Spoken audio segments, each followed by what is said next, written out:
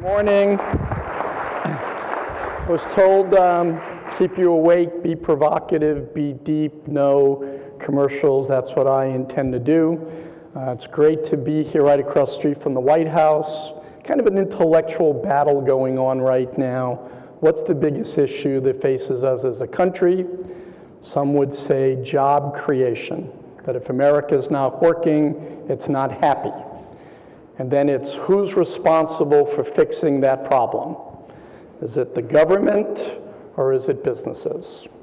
And what I wanted to talk about today is a way that we can partner with the White House, with government, but really put the onus where it belongs in job creations back in the hands of entrepreneurs.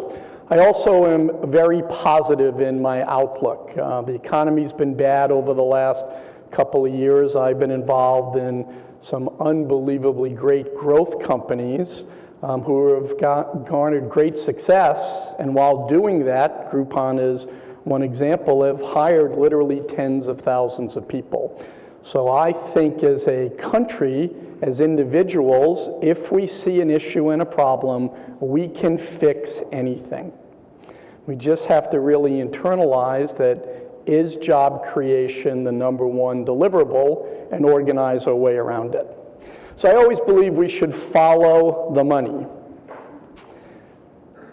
It's amazing to me when I read that we don't have money, that the economy is hurting. There is $1.9 trillion in cash being held in Treasury by U.S. companies, retained earnings and profits. What are they doing with all that cash? They're not being aggressive, and they're not in investment mode in big companies. Many of these companies are earning 1% interest on that cash. As we read 2 months ago, Apple Computer is more liquid at that time than the US government. So there's a lot of money just laying around, and if people were more confident and there were things that looked like they were innovation or there was government stimulus to take this $1.9 trillion and be creative with it, we could create a lot of jobs. At the same time, there's $1 trillion in profits and cash held in overseas banks by US companies. It's pretty easy to understand why. You start a company, you grow in the US. There's 2.2 billion people connected to the internet. 300 million internet connections in the United States. We are all exporters now. All of the growth for all of our great companies comes from outside of the US.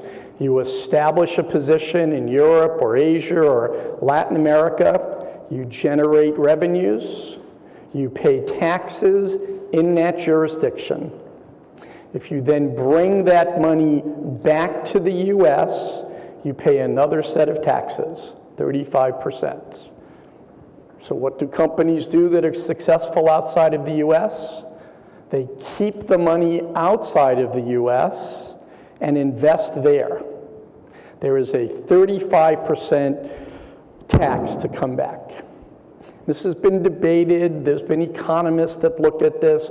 Would it make sense to try and bring that $1 trillion back? So just think about that. There is $3 trillion of cash that companies can put their hands on to help drive innovation, help invest in infrastructure, help create jobs. It was a big deal. The world was ending. We had to have a stimulus program of $800 billion, movies, elections. The world was ending. There's $3 trillion.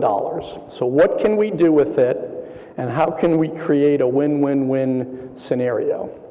And the other day I was on the treadmill, I'm flipping through the channels, and on HBO they were showing the movie The Producers.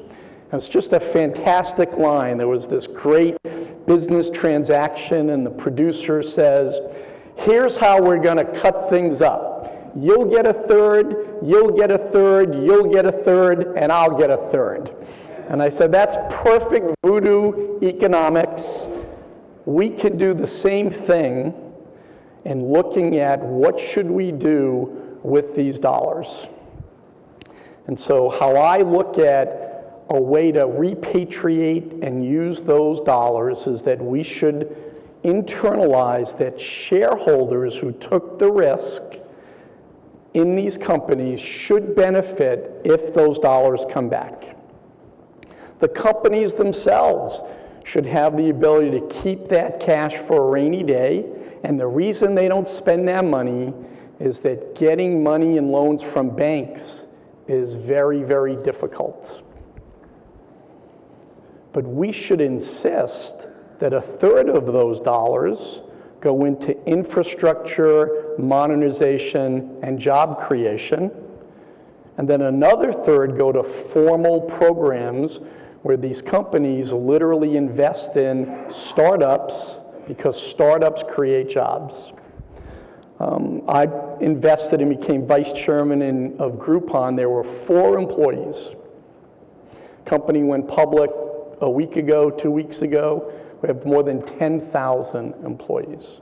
To put that in perspective, 10,000 new jobs created with a company that grew. I don't think there's anything special about that. I think we can search for 1 Groupon per state, 30 or 40 per year, if big companies embrace and will invest along with venture capitalists. So, let's stop the rhetoric about the cash that's overseas. Let's bring that money back and insist and hold the companies accountable to use that money here in the United States. To me, it is crazy to have US-based companies keep $1 trillion outside of the US and open big operations in Luxembourg, in Ireland, because their tax structures help to stimulate and welcome US companies. So let's allow that $1 trillion to come back. If a company has $100 billion of retained earnings over a 20-year period that's outside the US, let them bring it back and say you're allowed to use a third of it to pay dividends to your shareholders or to do stock buybacks. You deserve that as an opportunity. You should put some more money into your existing cash. There's $1.9 billion of it. This would add to that overall pool. But you have to take 25% and pre-invest in your own infrastructure modernization with an emphasis on hiring people. And a very specific thing we can do about hiring people, I'm an investor and on the board of a great young company called Rosetta Stone. Rosetta Stone is in town. It teaches people language arts.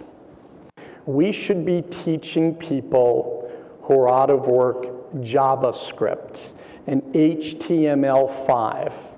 Make that investment in education to retrain a large population and put those people to work in building infrastructure, building networks, building websites, building new products for these big companies. And then companies should take 25% of the monies that come back and put it into venture capital companies or start side VC funds to go into startups. I'm on the board of directors of American Express. Last week we announced a $100 million fund to invest aside venture capital firms into digital payments companies where we want to stimulate development and innovation in online payments. There is this concept of the rise of the rest. If you've read Tom Friedman's newest book, it should scare us. There's a line in it that I said, this should be the rallying cry, that the next Bill Gates, the next Steve Jobs, the next Mark Zuckerberg is being born right now someplace in India or outside of Beijing.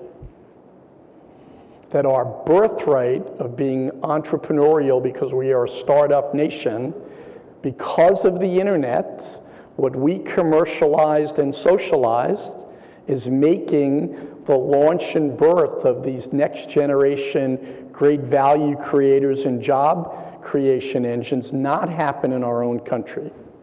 And we should say, not on our watch. So we need to take that $3 trillion and fund systemically off-balance sheet investments. It won't hit the P&L, it'll be investments in our future. We literally, the Chamber of Commerce, can create a virtual bank. Where did this money come, and how many jobs is it helping to earmark to create? And we really should look at our tax structure, because the 1% are funding 45% of our tax system. We want to encourage more investment to create more jobs, to get more people who unfortunately aren't working back onto payrolls so that they can pay tax, they can pay Social Security.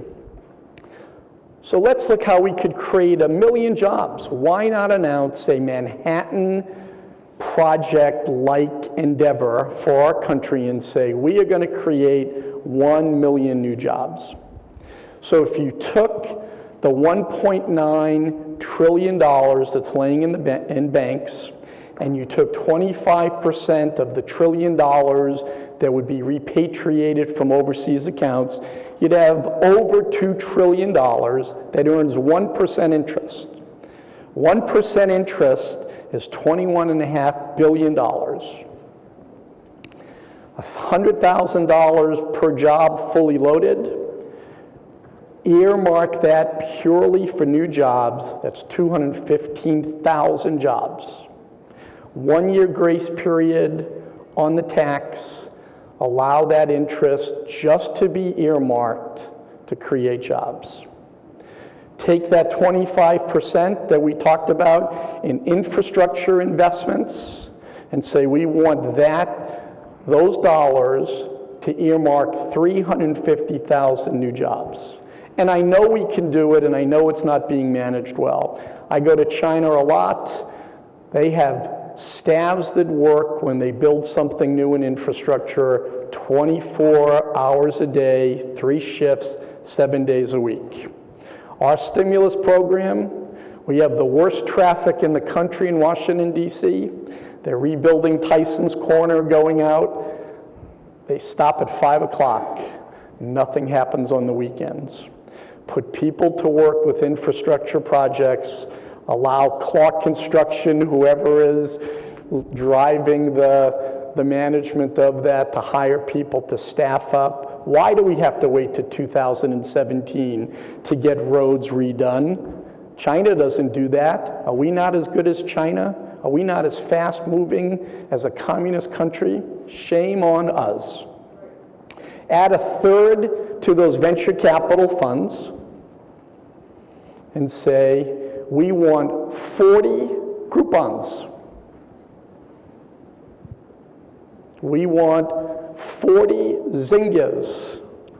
It's less than 1 per state. It's not asking too much. That's another 400,000 new jobs. 1 million new jobs created just by investing wisely and using the cash that we already have on hand to do it. I hope that we'll take something like this seriously. It's a deep subject. The money's there. It's up to us to do something now. Thank you very much.